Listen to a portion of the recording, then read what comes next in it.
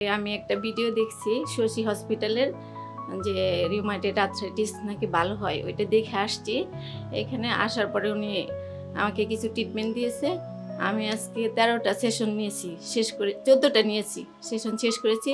আলহামদুলিল্লাহ আমার হাতের ব্যথা, তারপর আপনার হাঁটুর ব্যথা অনেকটাই কমে গেছে।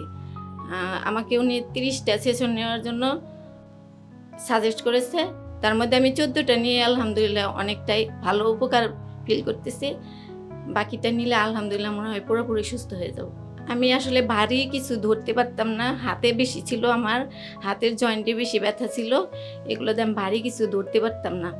আর হলো আপনার সিঁড়ি উঠানামা করতে আমার খুব কষ্ট হতো। এখন আলহামদুলিল্লাহ ওইটা নাই। আর প্রদাহ ছিল অনেক বেশি, ব্যথার সাথে আবার আপনার প্রদাহটা বেশি ছিল, সেটা অনেকটাই কমে গেছে।